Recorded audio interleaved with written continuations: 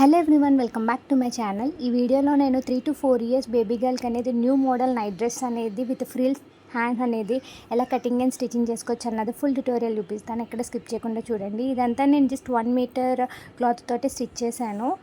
So చూసేయండి. దీనికోసం ఫ్యాబ్రిక్ని 4 foldings చేశాను. నెక్ విడ్త్ వచ్చేసి 2 ఇంచెస్ తీసుకున్నాను. షోల్డర్ వచ్చేసి 2 ఇంచెస్ తీసుకున్నాను. ఆర్మ్ డౌన్ వచ్చేసి 4 ఇంచెస్ తీసుకున్నాను.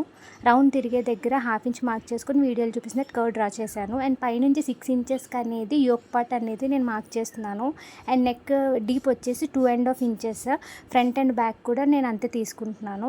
అండ్ చెస్ట్ వచ్చేసి 5.5 ఇంచెస్, వేస్ట్ కూడా 5.5 ఇంచెస్ తీసుకొని 2 ఇంచెస్ ఖర్చుల కోసం తీసుకొని మార్క్ చేస్తున్నాను. సో ఎలా అయితే మార్క్ చేసుకున్నానో అలా అయితే కట్ చేస్తున్నాను. సో నెక్ వచ్చేసి నేను డీప్ వి అనేది మార్క్ చేశాను. సో ఇప్పుడు కిందన బాటమ్ వచ్చేసి ఫ్రిల్స్ వస్తాయి. దీనికోసం లెంత్ వచ్చేసి 15 ఇంచెస్ తీసుకున్నాను. విడ్త్ వచ్చేసి 15 ఇంచెస్ తీసుకున్నాను. అండ్ నెక్ అనేది స్టిచ్ చేయడం కోసం సపరేట్గా క్లాత్ తీసుకొని ఇలాగా ప్లేస్ చేసుకొని వీడియోలో చూపిస్తున్నట్టు నెక్ షేప్ అనేది స్టిచ్ చేస్తున్నాను. స్టిచ్ చేసిన తర్వాత కట్ చేసుకొని చిన్న చిన్న టక్స్ అనేది ఇచ్చి టర్న్ చేసుకొని మనం ఓవరాల్ మెయిన్ అండ్ ఎక్స్ట్రా తీసుకున్న క్లాత్ అనేది స్టిచ్ చేసేసుకోవాలి. ఇలాగే 2 యోక్ పార్ట్స్ అనేది రెడీ చేసుకొని పక్కన పెట్టుకోవాలి.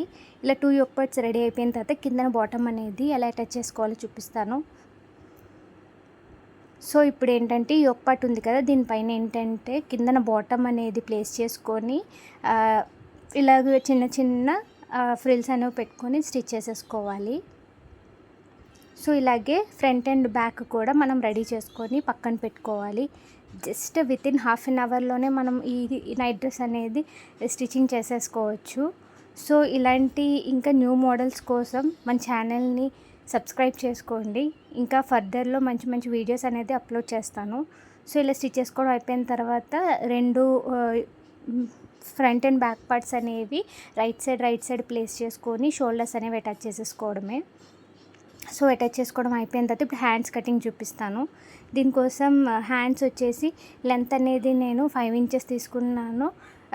విడ్త్ వచ్చేసి 7 ఇంచెస్ తీసుకున్నాను. పైనుంచి 1.5 ఇంచెస్ అనేది 1.5 ఇంచెస్ అనేది తీసుకొని ఇలాగ వీడియోలో చూపిస్తున్నట్టు హ్యాండ్ కర్వ్ అనేది డ్రా చేశాను.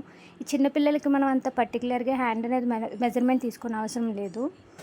సో ఇప్పుడు చూపిస్తున్నాను కదా, ఇలాగా పీసెస్ అనేవి మనకి వచ్చాయి. సో ఈ పీసెస్ని ఏంటంటే 2 ఇంచెస్ అనేది మార్క్ చేసుకొని అక్కడ 2 ఇంచెస్కి మనం ఏంటంటే హ్యాండ్స్ అనేవి ఫ్రిల్స్ ఇవ్వాలి. సో ఇప్పుడు చూస్తున్నట్టయితే ఇదేనండి ఫైనల్ అవుట్పుట్ వచ్చేసి. మీకు ఇందులో ఏమైనా డౌట్స్ ఉంటే కింద కామెంట్ చేయండి.